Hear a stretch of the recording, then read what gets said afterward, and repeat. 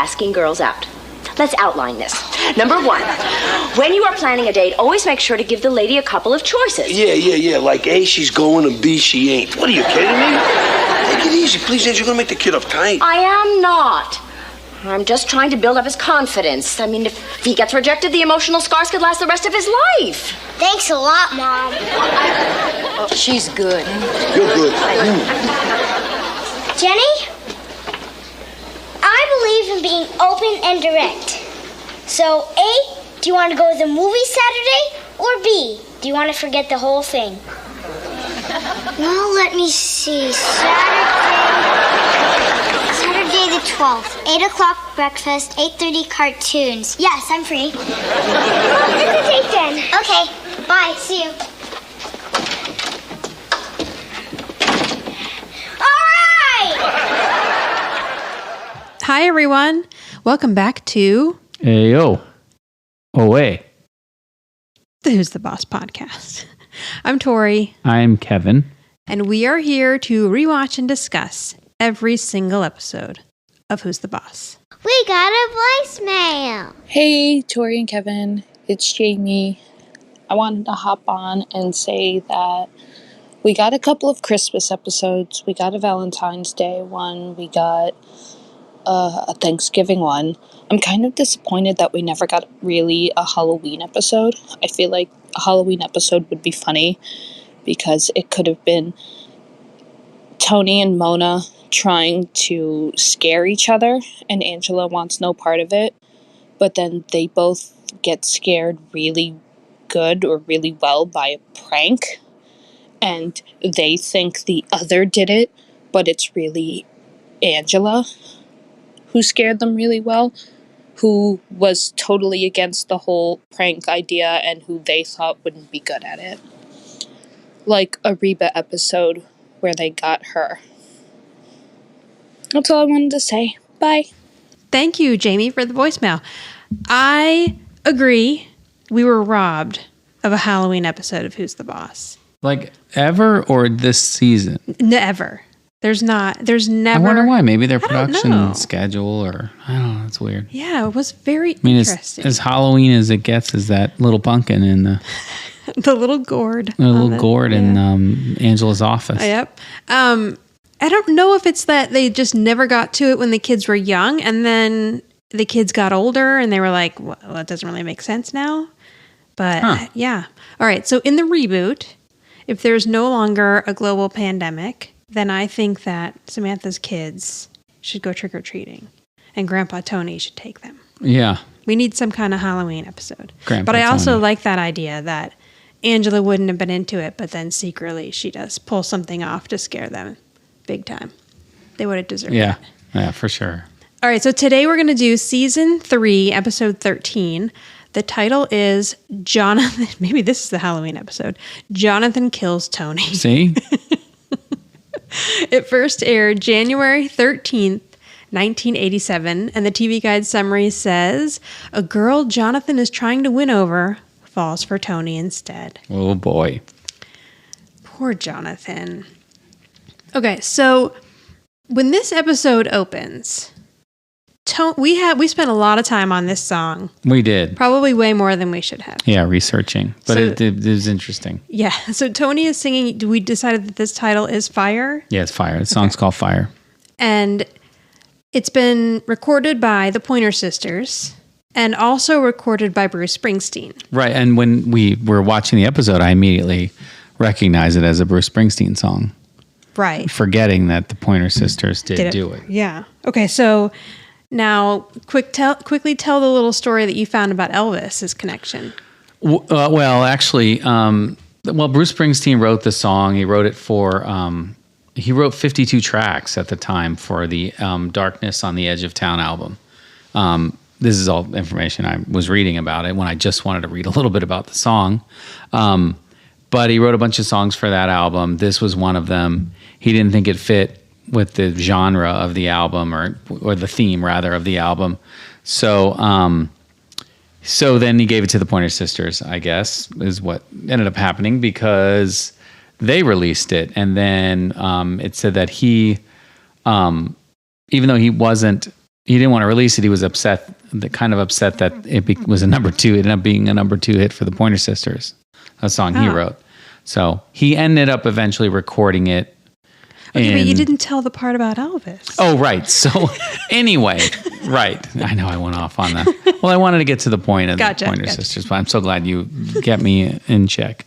But he also, it says that he recorded Fire for Elvis Presley, basically. And it says that it was written after he saw Presley perform in 1977 at the Spectrum in Philadelphia. And Springsteen is quoted as saying, "I sent Elvis a demo, but he died before it arrived." That's so sad. Yeah, so he did write the song for him and send it to him. Yeah, as soon as you said 1977, I was like, uh-oh.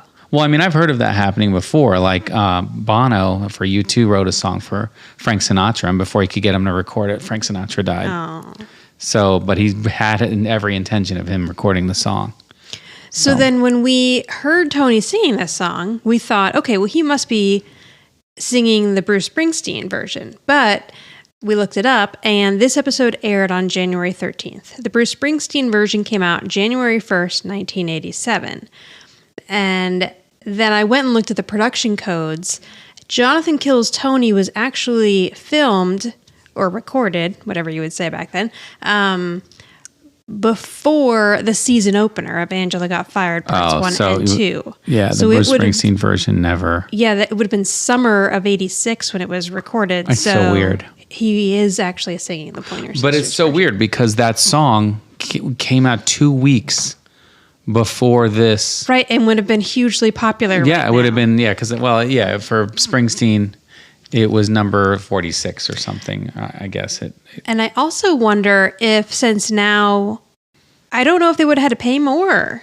Because it's obviously it's recognizable, because we've just done 14 minutes on it. Right. But I know that you have to pay, and I don't know if they would have been know. I mean, once you pay one, it's Bruce Springsteen's the writer. He wrote. So you just pay. It doesn't matter how popular the song is. Yeah, I don't. Okay. I mean, it was huge for the Pointer Sisters. That's enough. True, it was number but 2. years and years beforehand. But I mean, it also makes you wonder if there was some kind of inside, this song's going to be released. I don't know. That of 6 somebody months would have before. To, I mean, somebody maybe. would have to know somebody knowing the release. Maybe date. Tony Danza knows Bruce Springsteen. No, it's probably all a coincidence. They're both New Yorkers, right? Yeah, true. Everybody in New York knows each other. Springsteen's New Jersey, but whatever. But then that's right. But then the other thing is that the song, we're used to Tony singing nonsense, but this song actually plays into the rest of the episode because he's talking about star-crossed lovers, Romeo and Juliet, and then he mentions Samson and Delilah, and Samson was betrayed by Delilah. Right, cut his hair off, which made him weak. Like Rapunzel. Yeah, except but that's the story. Right. Yeah, it's a biblical his strength story, lied in his hair, and when he cut his hair, he became weak. All right. Oh, I think I remember seeing the movie. To be honest, but there's going to be another biblical story in this episode later on. Okay, so now that we are past the song. Well, I mean, I love that kind of stuff. So. I know, yeah. It was fun to dissect it. And also, I notice when Tony I'm sorry. I have to bring up the fact that he's also doing the walk like an Egyptian move from that song. Yeah, the Bangles. Even though, I mean, maybe Samson and Delilah, it doesn't appear they were Egyptian. I don't know. I think this is just him dancing. But in the shot, as he's dancing over to the stove, I notice that there is an outlet on the countertop in the kitchen.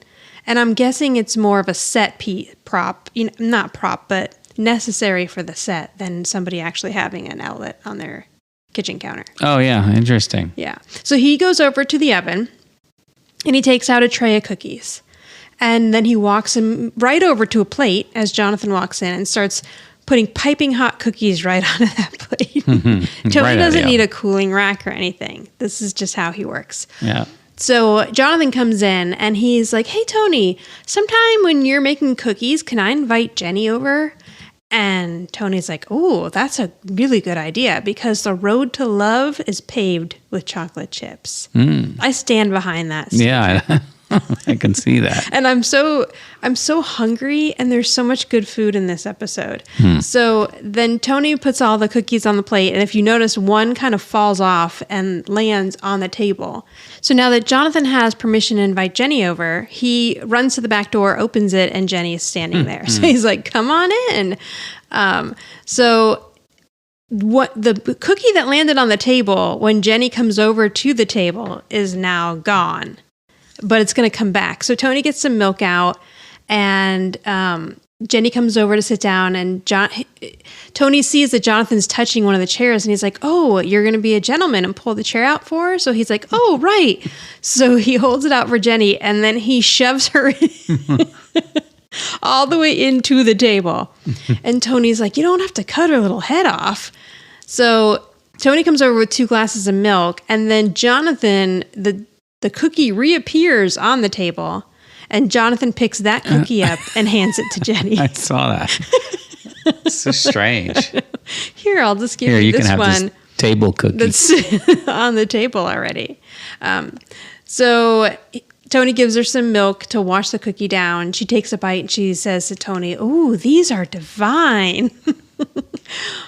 So this little girl is Jenny Whitner, who is the daughter of Wendy Whitner. Now, we've seen her before in, is it more than has she been back since Hunk of the Month?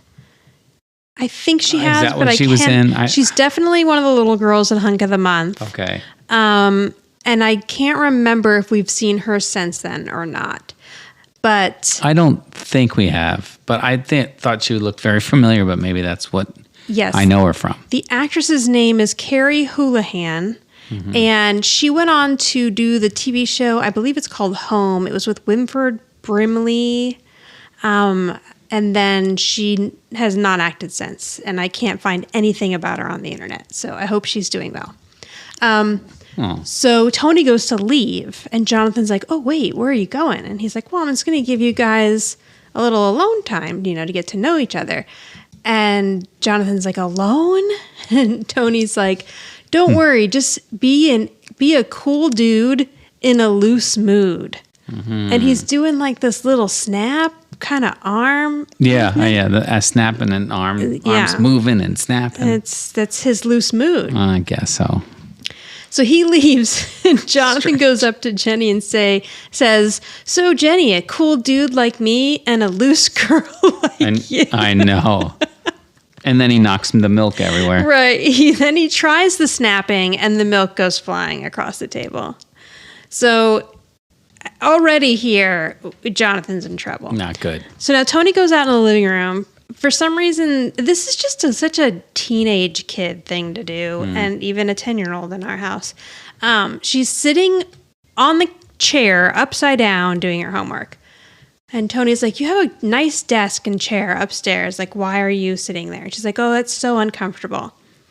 Now, if you look in the background of this shot, you'll see that there is a heel that's by the stairs, like in the little area and by the secretary table. Yep. So that heel's all ready for what's going to come up next. But you're telling me that Tony Micelli is walking around this house and he sees a shoe just laying on the floor like that, and he hasn't picked it up. Yeah, no, that's Stop crap. it. Yeah, I don't believe that at all. So Angela, he walks right by the shoe. Right. And then Angela comes out from behind her, from where her apparent 1,700 square foot den office is. And she says, "Do I smell walnut chocolate chip cookies?" And he's like, "You're the only person I know that can smell walnuts." Can you smell walnuts? Yes, they have a scent. Yeah, I don't you think love much of walnuts. one. I do. I love them. Yeah. So he tells Angela, "You cannot go in the kitchen though right now because Jonathan and Jenny are having a romantic snack." Romantic snack. And Angela's like, "Oh, my little boy, the first stirrings of puppy love." Oh my gosh, Angela. So Angela, and look at her hair here.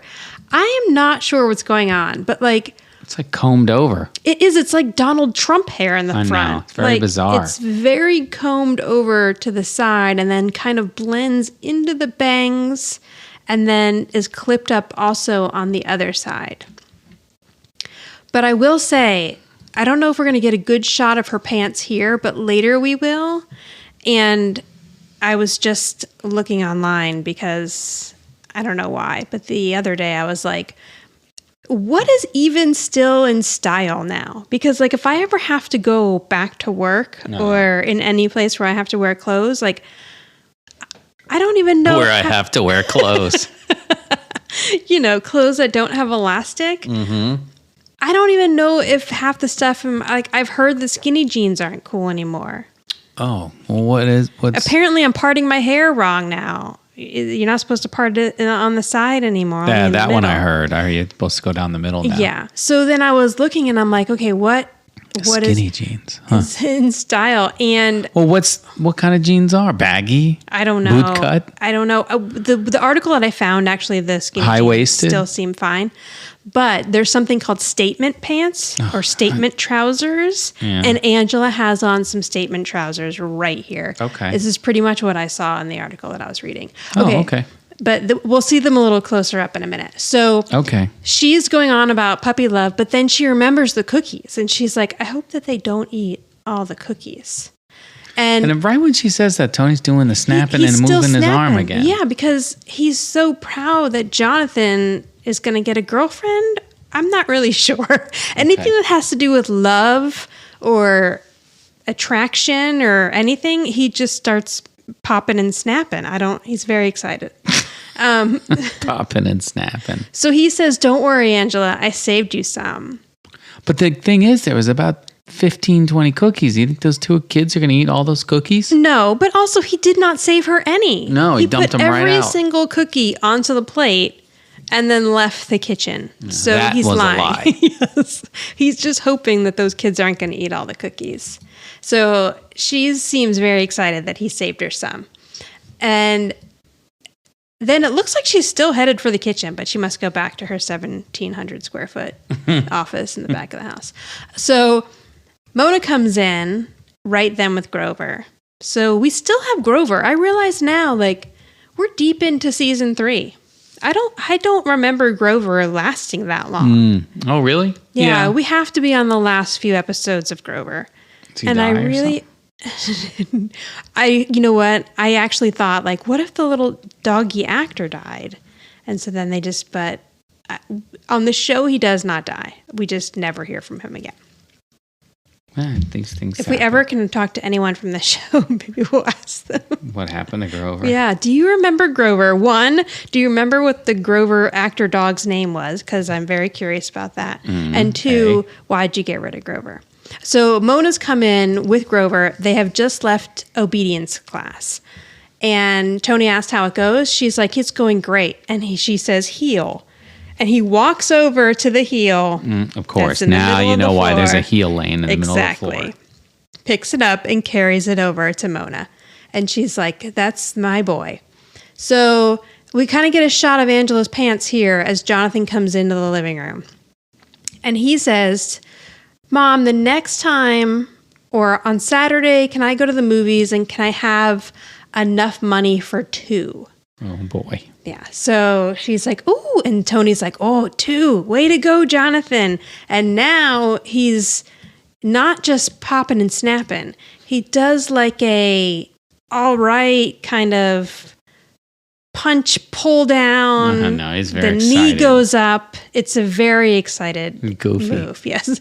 So Angela, so they're like, okay, great. You're going to take Jenny to the movies. All right. And then Mona says, I feel a gusher coming on. Yeah. And that gusher is from Angela. And then Tony says, there she blows. Yeah. She's like, oh, you're growing up. It seems like only yesterday I was feeding you pureed carrots and changing your diapers. And Samantha's like, oh, gross. Right, and that got her to get out of that chair. Yeah, and go upstairs. Angela's like, soon you're going to go off to college and you're going to get married and you're going to start a family. And Tony's like, slow down. You're going to have him in a rest home. But it's cute because, I mean, hopefully, I'm hoping that Jonathan will be involved in the reboot, but it will be kind of fun to see how these people grew up and what their families are like. You know? Yeah, no, it's going to be interesting. And I know, so Danny Pintauro is gay and married, has a husband. Mm-hmm. And so somebody had asked him on Twitter a while back, like if Jonathan could be involved and will he be a gay character? And I think that Danny Pintauro said yes. Now, whether or not he knows what's actually going on at that point, but it would actually be great if he's on board with that. Yeah. Yeah. And then we see Jonathan's family. You know, I don't think would be, you know, I mean, we obviously saw Jonathan grow up and be interested in girls, but, you know, that can also be the path that a lot of people take before they can really are able to be their true selves. So I think it would be great if we saw that. It would be really cute. But I just want to see like what all their little kids look like and that kind of stuff. And just seeing what they look like as adults will be cute. So now Jonathan's like, okay, can I just ask you one thing before I go on this date? How do I ask her? Exactly. And Tony says, I'm going to tell you what my dad told me. A woman likes a man who respects her and who says what's on his mind and is open and direct. And if that doesn't work, and Mona says, beg. And Tony's like, you knew my father.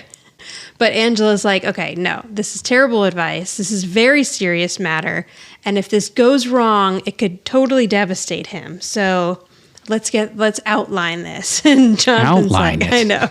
He's like, what are you talking about? And so she's like, Jonathan's like, thanks, Mom. And she says, okay, you have to give a woman choices. And Tony's like, yeah, either she's going or she ain't. Oh, gosh. Those are his choices. Is that how you do it in Brooklyn? I guess so. So Jonathan's like, okay, I'm done with both of you. So he goes into the kitchen and he says to Jenny, the funny thing is Jonathan's now been in the living room for a good 4 or 5 minutes and Jenny's just sitting there alone. Just left her in there. I was wondering if she was still going to be there. Yeah, at first I thought that she had gone home and he was planning to ask her at another point, but no, she's still in the kitchen. No, he said, hang out here with all the cookies. I'll be back. And the spilled milk, if you could clean that up. Did anybody clean the milk up? No, Tony will get to it. Look, Tony's really slacking though today because in the background you can see the cookie tray just sitting on the countertop there. Sitting on the countertop. We got a heel in the living room. Spilled milk all over the kitchen. You better get it together. So Jonathan goes in the kitchen and he's like, I believe in being open and direct. So do you want to go to a movie with me on Saturday or do you want to just forget this whole conversation? And then she does the cutest little thing, which is to pull out her paper organizer book. Mm-hmm. And she checks her Saturday. And at 8 o'clock, she's going to have breakfast. And then at 8:30, she's going to watch cartoons. So she's free. Nice. So glad she could figure it out. Now, it's funny. It's cute, adorable that she has that little organizer. But also, like, even now with phones and everything, our kids still have no idea what they're supposed to be doing on the weekends. Right. Like, we have to remind them of everything they're doing. And this girl has an organizer. Right. So as Jonathan lets Jenny out the back door, he does the Tony move. He does the little air punch, pull down, knee hike, and says, all right. So he's very proud of himself. He learned it from Tony. Yeah. So now we cut to Saturday, and Angela and Mona have been doing one of their favorite pastimes, which is shopping. They come in with some bags, and before they can open the door, Grover is on the couch. He's got his head on a pillow, just laying. He hears the keys rattling, and then he hops down and he sits on the floor. So when they come in the door, Mona's like, see, I told you he wouldn't be on the couch. Yep. Of course. Smart. Of course, Angela would be weird about animals being on her couch. And why is he in the house all of a sudden? And why wouldn't he be in Mona's place? In Mona's house, I know, right? Very odd. Yeah. So then Angela's like, hello, is anybody home? And no one is home yet. So she's assuming that they're still at the movies. And then she takes her jacket off and just like puts it on the little back table over by the couch. Yeah. She's done this before. Another episode I noticed, she took her jacket off and then just threw it on the couch. She's just, I guess it's Tony's, like the hook is right by the front door. Yeah. It's Tony's job. Yeah, Tony will get it. So Angela's like, Jonathan was so nervous when we left before his date. And Mona says, well, I know because you were ironing his pants as he was trying to leave. And then Angela says, I think a man's crease is very important. And Mona says, it's the first place I always look. Oh, dear. I know. And you can tell Judith had to wait a little bit for the audience to stop laughing before she could do the next line. So now she says, like, oh, I hope the date's going well. And Mona's like, don't worry. He's got Tony with him. He'll show him the ropes, which I think I would be a little nervous about that. But Angela's like, it's so wonderful that Jonathan has a man like Tony to like help him through this time. Yeah. And they start arguing again over who found Tony. I know, which I thought was odd because we just had that episode. Yeah, we had The Way We Was episode. But here, let me check the production code for that. So The Way We Was 313. Mm-hmm. And then Jonathan kills. Okay, so these were shot way out of order. Oh. So this episode was shot again. Before? Yeah, remember before? I forgot for the conversation we had at the beginning of this episode, which is this episode was shot before they even shot the season opener. So it seems odd to hear it again because we just watched The Way We Was, but the way they shot it, they probably completely forgot that this conversation was in here. And so, yeah, they start arguing again about how Mona's the one that had the foresight that he would be great with her grandson and that he would look great without his shirt on. So then what's really cute too is Mona and Grover get up to leave. And if you watch Grover, when he gets to the kitchen door, he kind of paws at the kitchen door. I know. It was funny. I saw that. It was really cute. Little train dog. I know. But it is nice. Like, so Angela has helped Tony out a bit here with, Samantha going through puberty. And now it's Tony's turn to kind of like help Jonathan through this kind of stuff. But the other thing I was thinking is interesting is, so Jonathan's 10 here. Right. And like, I can't imagine a 10-year-old going on a date now. But yeah. I do remember, I think, having like one of my first dates when I was about 10. Because I remember my parents took this little boy that I liked to the singing Christmas tree. Oh my gosh. And we were 10. Was that at church? It was at a church. That's what I mean. It's a church. The singing Christmas tree. Yeah. I mean, I don't necessarily know that it was a church that we went to often, but it was like, well, my Catholic grandma was visiting. So that's probably why we were going to church. And probably just because it was like an event, the singing Christmas tree. Because I used to go to a church that did it was called the Living Trees, I think, or something. Yeah. They have very different variations. But yeah. So I don't know if it's just that our kids are super naive, but I feel like, I don't know any 10-year-olds that are going on dates now. Yeah, I don't either. So, but I don't know a lot of 10-year-olds. Except for the one that we own. Yeah, that's what I mean. Right. Plus, there's a pandemic going on. But even still, like... I don't think they'd be... Yeah, I just feel like kids are, in some ways, more naive nowadays, and in some ways, not. Yeah, I guess so. So, Tony comes in, and he has Jonathan and Jenny. They're back from the movies. So really, so when Jonathan asked if he could have money for 2 tickets to the movies, Angela really had to pay money for 3 tickets to the movies. You think? I don't know. You don't think Tony paid his own way? I mean, he could why have, would he, but he's technically working right here. Yeah, it's true. Unless this was just considered, like a friendly thing to do. So Angela asks, what's the name of the movie? Attack of the Laser Lizards. Lizards, yeah. Sounds awesome. Tony says, we saw Sleeping Beauty. And Angela's like, Jonathan went to see Sleeping Beauty. And Tony says it was Jenny's choice. So Tony's saying, it wasn't bad. And Jonathan's like, yeah, I thought the acting was good. But Jenny loved it. She thought it was very romantic. And that kind of sets Angela off to, oh, yes, it's so romantic when a little girl finds her Prince Charming. Oh, boy. So now Jenny starts... embarrassing. I know. Jenny starts saying like, oh, yes, Mr. Micelli let me ride in the front seat of the car. Well, I like when Angela puts on that whole display and walks away, and Jenny turns to Jonathan and says, "Is your mom okay?" Yeah. I don't think that's happened yet, is it? Oh, I thought it did. Oh, did it? Yeah, because... No, wait, they're still talking here. And she went, "Oh, I'm sorry. Oh, I think... Oh, it's okay. Maybe I'm ahead. Maybe because of the... I'm sorry. Oh, you know what? Spoiler I alert. wonder if they cut something out. I don't think I had that. Yeah, it just kind of went to the where she says that and walks away. So yeah, the Antenna TV version may have cut that out. Yeah, that's my bad. Okay, sorry, everybody. Spoiler alert. So, here Jenny's like, Mr. Micelli let me sit in the front seat. And then Jonathan's like, I sat in the back seat. And she gives him a look and she's like, Jonathan, you're interrupting.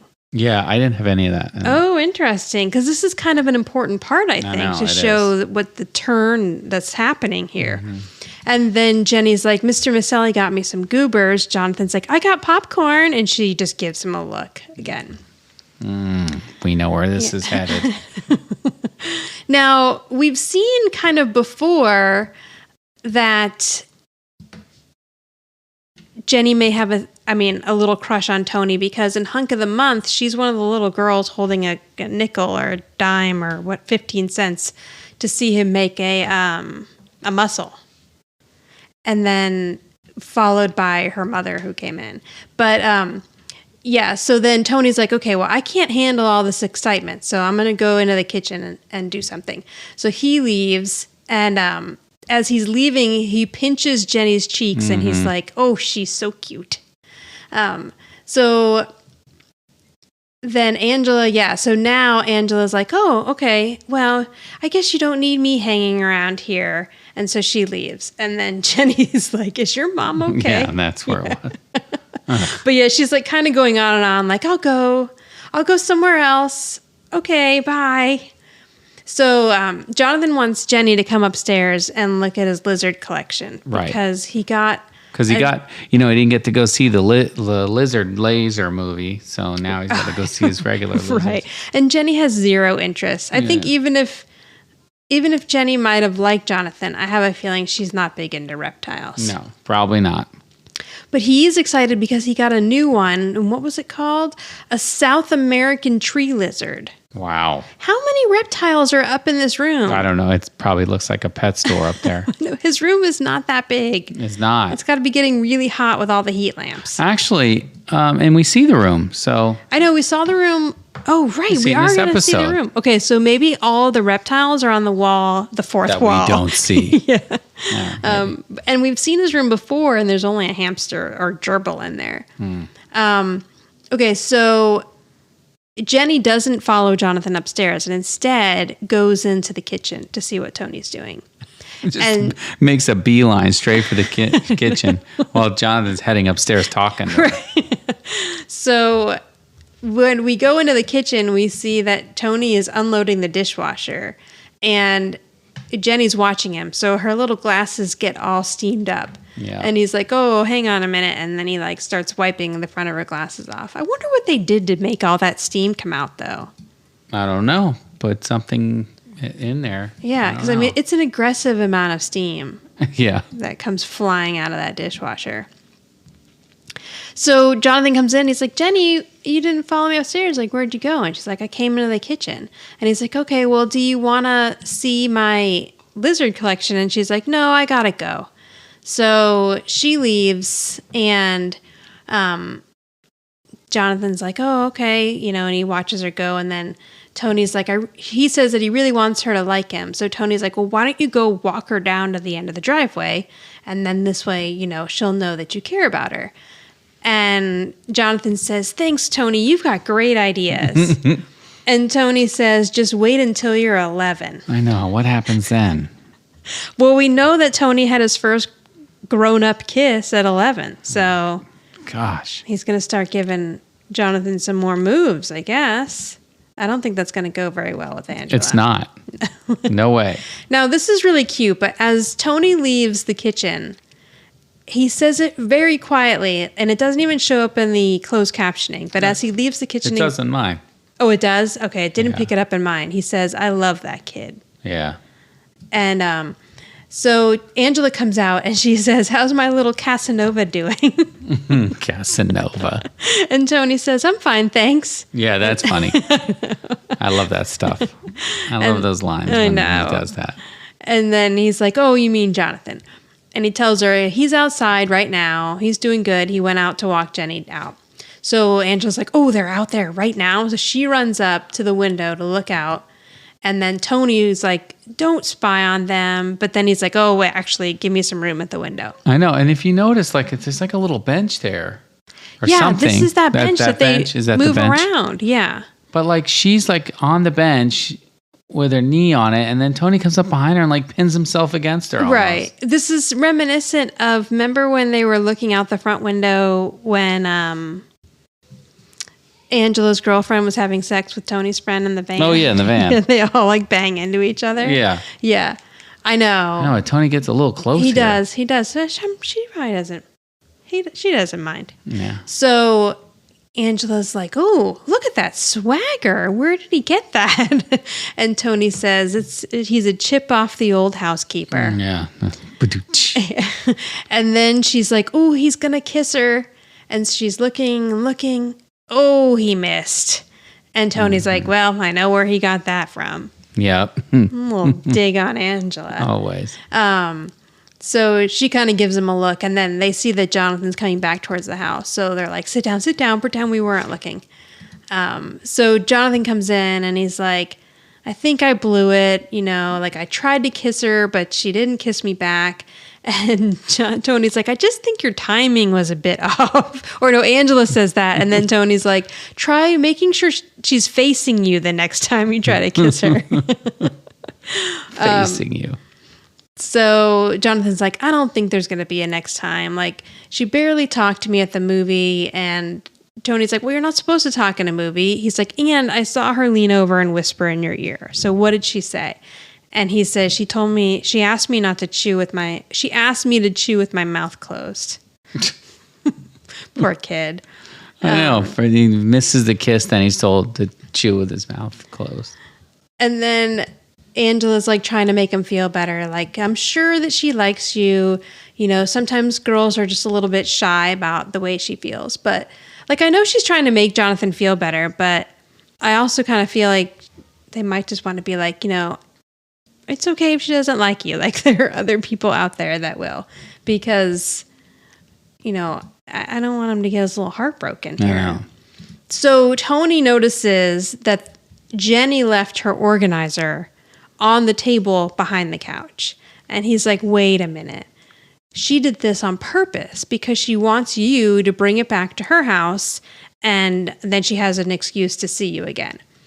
And Jonathan's like, really? And he's like, yeah, it happens to me all the time, except usually it's with an article of clothes. And then he stops talking. Right. He realizes he's digging a hole. So Tony throws the organizer at Jonathan, and when it lands, it opens up to a page. Jonathan looks at the page, and then he yells, how could you do this to me, Tony? I hate you. I wish you were dead. Yeah. Pretty violent. Yeah, it really gets dark. Super personal. And he goes running up the stairs. And Tony's like, what did I do? What are you talking about? And Angela looks at the notebook and then shows Tony that inside the book, Jenny has written, Jenny loves Tony. Again, that does... Whoever does the writing on this show... I know, it's amazing. Like, that does not look like a little 8-year-old girl's handwriting. No, an adult wrote it. Looks like an adult man wrote that. Like, props department. They could have just had that little girl actually write that in there, because it would have looked much more authentic than whatever that mess is. Nope. But they went with that. It's nice and big, though, and you can see it on the screen. That was probably a difficult feat when the TVs were smaller. So Angela shows Tony that, and he says, I should have never bought the goobers. So now he thinks that his goobers made that little girl fall in love with him. Yeah. Got you some goobers. Yeah. So now the next scene, part of this is cut out for sure on the Antenna TV version. So we see upstairs, Jonathan's in his room. He's playing with two Play-Doh / clay people. And he's pretending that Tony and Jenny are at the movies. And he's like, oh, are you having fun? Oh, Jenny, a chandelier's falling on your boyfriend. And then he smashes the boy one. Which looked like he worked a really long time on those. I know, we see... Those clay things look like that was a lot of work. I know. And he probably spent a lot of time in there. We see no remnants of Play-Doh or clay around him. So he made those, then put everything away, and then set up this little theater scene so that he could smash them. It's a little insane. Yeah. Not gonna lie. And then he's like, oh, Jenny, watch out for the piano. And then he smashes the girl one. It's a little nuts. So right at that point... Tony and Angela come into the room to talk to him. And Tony's like, I want to talk to you. And he calls him pal. And Jonathan's like, you're not my pal. You stole Jenny. So yeah, just taking a look around this room a bit too. It seems a bit different than the last time we've seen it. There's... Yeah, I don't remember. Like some other little tapestry animals on the wall. There's some cute framed insects on his bookshelf, some dinosaur stuff. Still definitely the same wallpaper. I don't see any lizards. No, lizards all must be on this fourth wall here behind the desk. All right. So Tony's trying to say, I didn't do anything to make her like me. And he says, yes, you did. You let her sit in the front seat. You bought her goobers. You made her cookies. You know what chocolate chips do to a woman. Yeah, even Jonathan knows that the road to love is paved with chocolate chips. Something like that. That's what Tony told him. So Tony's like, I made those cookies for you, not for Jenny. And then Jonathan's like, sell it to someone else. So he's very upset, and Angela sits down on the bed to talk to him, and he's like, I'm not talking anymore with Tony here. So Tony gets upset, and he's like, I'm out of here, and he leaves. So now this is where the Antenna TV part picks up.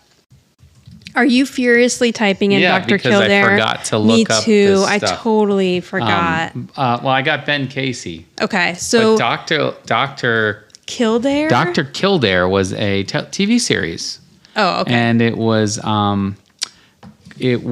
starring Richard Chamberlain. Oh, as Richard Chamberlain. As Dr. Kildare. So to lead up to this, that she is saying that she's in love with the characters more than the actors. Right, because she says, she first says Dr. Kildare, right? Mm-hmm. And then I'm sorry, real quick, leading up to this, because I didn't say it. No, it's okay. Angela says to Jonathan, little girls get crushes on older men all the time. And he says, did it happen to you? And then she goes into every guy that she was ever in love with as a child. Mm-hmm. So yeah, Dr. Kildare is the first one. Right. I was madly in love with Dr. Kildare. And then it was Ben Casey, which Ben Casey, again, Ben Casey's was an American medical drama series on ABC from so that was the name of the show. Again, yes. And it played Vince Edwards. I have no idea who that is. Okay, well, Vince Edwards. Do you? I recognize him, but I don't know what I recognize him from. I don't recognize him from Ben Casey. But Roy Rogers? Roy Rogers. I should know exactly who Roy Rogers is. Is that a restaurant? I know it's a cow. No. Roy Rogers was a cowboy. Oh. He's a singer, but it's like a cowboy. Okay. Theme. Little Joe Cartwright. He made little cowboy movies, Roy Rogers. King of the Cowboys, he's known as, according to Wikipedia. So I wasn't too far off. Little Joe Cartwright, do you know who that is? No. All right, well, hang on. I'll list the other ones while you look him up, because President Kennedy, we know. Right. And then Howdy Doody. We better, or we should stop what we're doing. And then Howdy Doody. Which little closed Joe. caption. Oh, go ahead. Sorry. Well, Little Joe Cartwright was he wait a minute. It was played by Michael Landon on Bonanza. Oh, okay. So we could see that. Yes. Right? Because it's Michael Landon. Yeah, everybody loved Michael Landon. Come on. So the closed captioning also here for YouTube, instead of howdy doody, it says happy duty. But so Jonathan's like, Mom, Howdy Doody was a puppet. I know. That was just a puppet show. Howdy Doody, I knew who it was. And she's like, I know, but he was cute. And I think I remember thinking Howdy Doody was cute. I had like a Howdy Doody alarm clock or something. Yeah, I mean, he's a little weird looking. But it was Howdy thing Doody for show, redheads, and he was though. presented by Buffalo Bob Smith. Okay. Was the puppeteer. So she's like, anyway, the point is that, little girls get crushes and that it's not real love. What's real love is between friends like you and Tony, and you don't want to throw that away. But Jonathan's not having any of this. Like, he's basically saying, I don't ever want to see Tony again. And it's either him or, Angela says, Tony is part of our family. Right. And he says, well, either he goes or I go. A lot of parallels with this episode and The Way We Was, because that's what Mrs. Hiller said about Angela's mom. Oh, that's true. That's right. But in that scenario, Mrs. Hiller went. And in this scenario, I think Angela would give up Jonathan. Just make him go. Get rid of him. Make him go live with Mother in the little house. I know, behind because the house. come on. So we cut to another song being used on this show. And it's the Bee Gees song. Yeah. How Can You Mend? I don't know what the name of the song is, but it's singing How Can You Mend? A Broken Heart or something? Yeah, something like that. As Jonathan is outside in the yard putting a tent up, because that's where he's sleeping tonight. The song is called How Can You Mend a Broken Heart? Okay. So as he's trying to put the tent up and put his little radio in that's singing the Bee Gees. Little tent. The tent falls in on him. I know. And now he's like a cat in a bag. He can't get out. He's kicking. And Samantha comes in and sees him. And she's like, Jonathan? So she helps him out.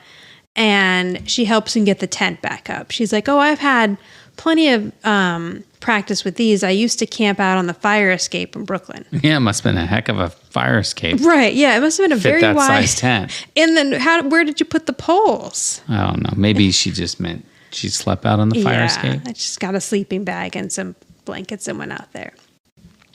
So he starts to tell her about what happened, that he asks her, have you ever been in love? And she's like, oh yeah, thousands of times.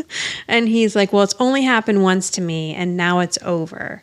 And wow, she's it lasted like, 4 days. he's like, oh, was it Jenny? She's so cute. She's so nice. And he's like, well, she went for another guy. And Sam's like, oh, dump her. She's trash. So it's cute that she's, acting very big sister-ish on a nice day here with Jonathan. So he's like, I just wish I could beat the guy up, but he's bigger than me. And she's like, you want me to beat him up for you? No matter how much Samantha grows up and gets into nails and hair and clothes, she's still willing to throw down at any point if she can. Yeah, well, she's from Brooklyn. Those are the roots. Right. So he's like, no, and if I tell you who it is, you'll take his side, and he's bigger than you, so you can't beat him up. So she's like, I wouldn't take his side because he stole your girl. So then she tells him the story of David and Goliath. And the story is that Goliath was a big bully, and David was a little puny guy, kind of like you. Yeah. And it's not that you have to be bigger to fight, you just have to fight smarter. So David got a slingshot, took a pebble, and shot Goliath right between the eyes. Yeah, foreshadowing. Yeah, but also terrible advice, Sam. Yeah, really terrible advice. Let's not tell Jonathan to get a slingshot and shoot it at anyone, even though she doesn't realize that he's actually talking about her dad. Right. So then she's like, and then David became really popular and started going out with the head cheerleader. So he's like, oh, this is great. Yeah. So Jonathan's just absorbing all of this. Now, Terrible advice. Right. Now, in the meantime, here's the next delicious food. Tony has made banana bread because he's going to try to lure Jonathan back into the house with the smell of delicious banana bread. So he takes it out of the oven and he's holding it out the kitchen door and puts a fan behind it. I'm surprised that they didn't have Angela run in from the other direction because she could actually still smell even though he was blowing it the other way. Right. But actually, who does come running? Mona in her jammies. Yeah. No Jonathan. No. So she comes in and she's like, do I smell banana bread? And Tony's like, it's bait. I'm trying to get Jonathan back in the house, but it's not working. And Mona's like, it worked for me. Yeah. Where's it at? But she says Jonathan just dropped the flap on his tent. So Tony's all upset. He's like, I've never seen Jonathan like this. And Mona's like, well, I don't know. What makes me feel better is some nice banana bread. So he puts it down in front of her and she just cuts right into it. Yeah, starts chewing. I know. You know what's so frustrating about TV is watching all these skinny people just eat whatever they want, whenever they want. She's like getting ready to go to bed, just diving into a loaf of banana bread. Well, it's TV. So Tony says, this has been my whole life. I'll be friends with a guy and then his girl falls for me. And Mona's like, well, you can't help it. You're just a really good looking guy. What did she say? You have a body that won't, you're a nice guy with a great personality and you have a body that won't quit. Yeah. And she's Thanks for like, being honest. I have the same problem. And he's like, oh yeah, you've lost a lot of friends because of their boyfriends. And she's like, yeah, but who needs them? But Tony's like, well, Jonathan is a friend that I need. Oh, I think your episode is, your cut's shorter here. Yeah, it is. So Mona's like, well, then why are you in here yapping and eating banana bread? Which Tony has not touched the banana bread, for the record. She's like, get out there and go talk to him. And he's like, well, he said he wants to be alone. She's like, he's 10 years old. He doesn't know what he wants. So Tony's like, okay, that's a good point. So he tries to take some of the banana bread to bring it out to Jonathan, and Mona throws herself on top of it. You're not getting this banana bread. Now, I know that they would shoot this show twice, but then I don't know how many times they would actually do the individual segments. Maybe only once if they didn't have a mess up. Mm-hmm. Because how many loaves of banana bread would they have had to have? Because she cuts into a fresh one. Yeah, but as we know, Mona. That's true.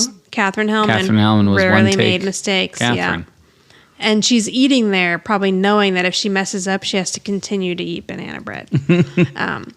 So Tony goes out to talk to Jonathan. Now, this is where the episode gets a little weird. Because we see Tony go out, and we think that we're seeing this from Tony's perspective. I mean, Tony looks like what he's been wearing that day. Right. Yep. So he goes out to talk to Jonathan, and he's calling for him. He's like, looks inside the tent, doesn't see anything, and then he's like, Jonathan, where are you?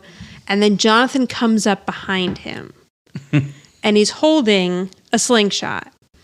And Tony's like, don't play with that, somebody could really get hurt.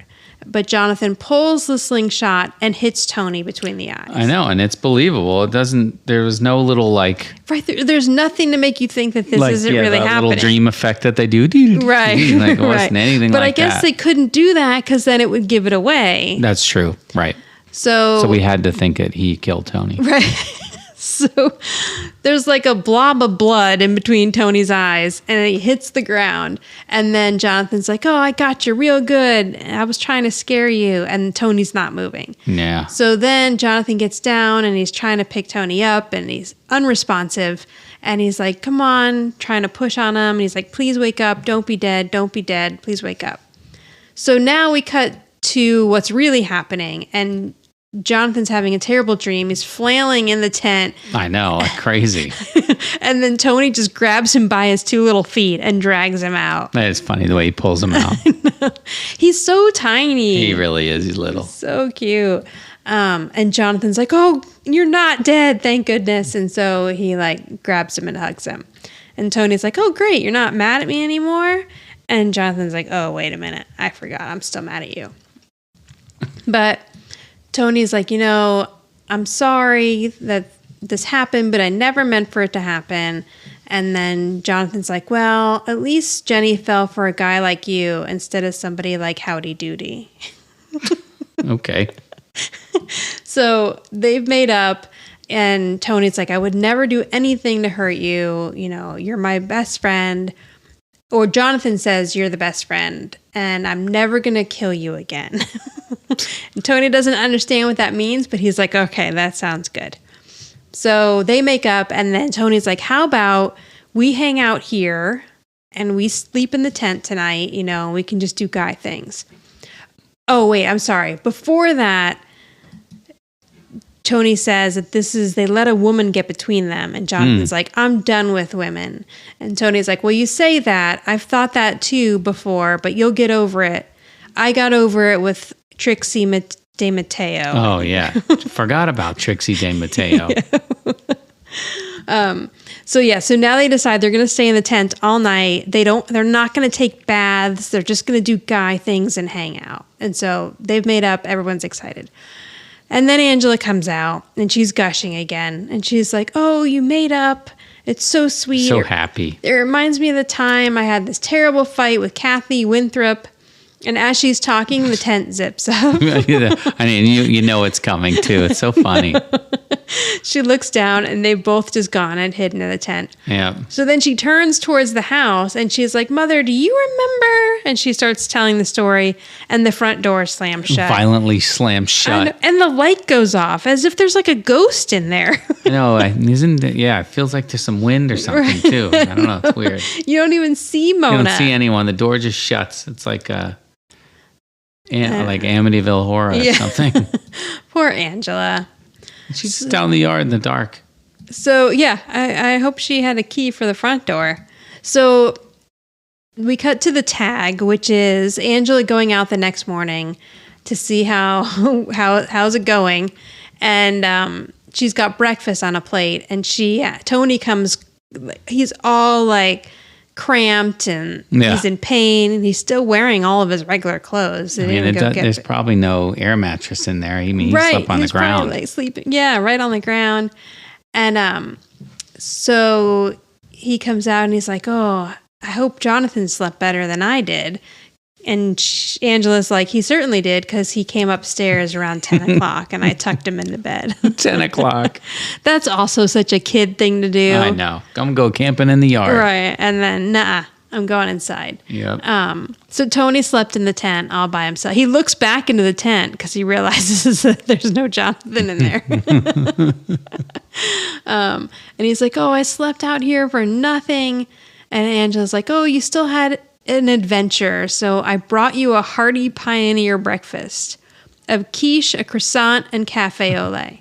Pioneer breakfast. Right. And it's like, this is probably leftover quiche that Tony's made some other day, like a croissant she found in the refrigerator. And then I don't even know what cafe au lait is.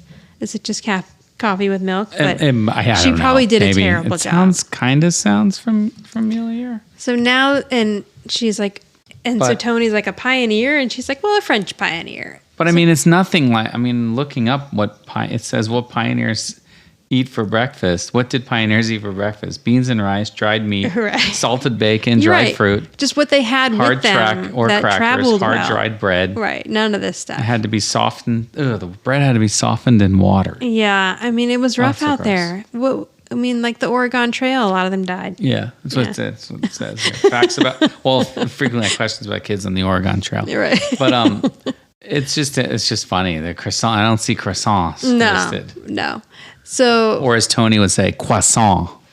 Then he does, yeah. Yeah, in that other episode, it was croissant. Then he yawns really largely. I don't know. It's a big yawn, and she shoves croissant in his mouth, and that is the end of the episode. Yep. All right. So here we go again. I think I did boss first last time. Okay, so then that means that I went first with rating. So then you go first. Maybe I'm with making rating. that up. I don't know. No, I think you're right. Rating. I gave it like a 7. Okay. It was a whatever episode, and the strange dream sequence where he kills Tony. That's the name of the episode. Yes. So I'll give it to him.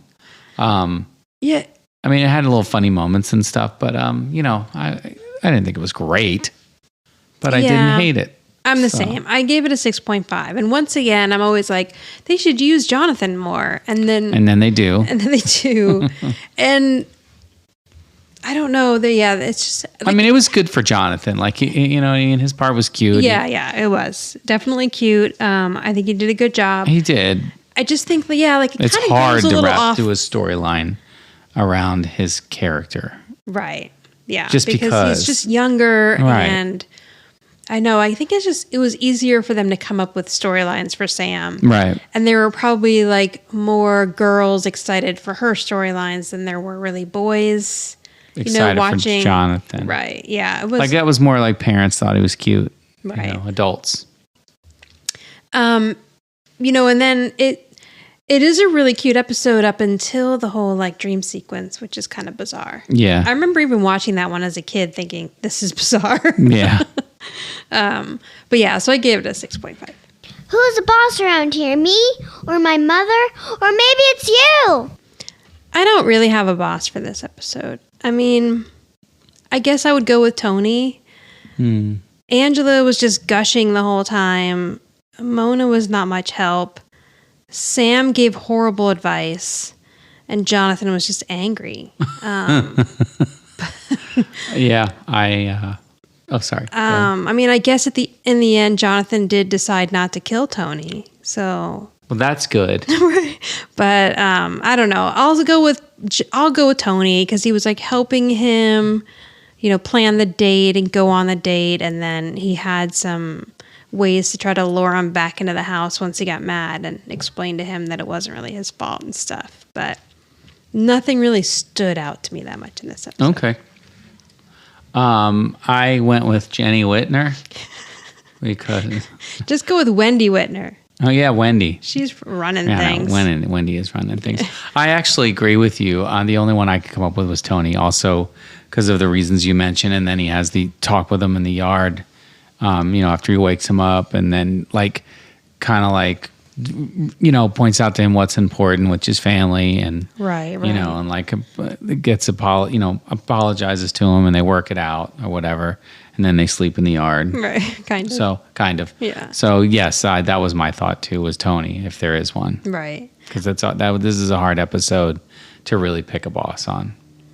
It is cute. I just had a thought too about how there was that recent episode where Angela was helping Samantha with not putting a man before her basketball career or whatever. Yeah. And now this episode kind of really bonded, I think, Tony and Jonathan more. Yeah, I can see that. Yeah, for sure. Yeah. But all right. Great. So you can reach us at Who's the Boss Podcast on Instagram. On Twitter, we're Who's the Boss Pod 1.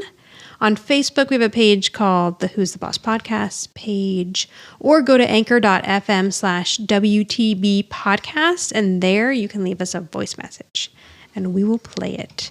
Okay, so we're going to play an Alyssa Milano song at the very end of this episode, so stick around for that. Is that... do you want to say which one it is? I guess.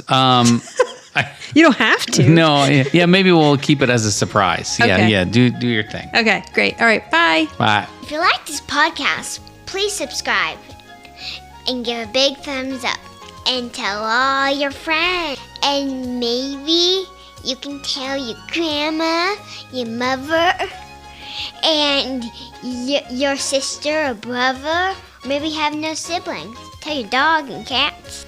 Bye.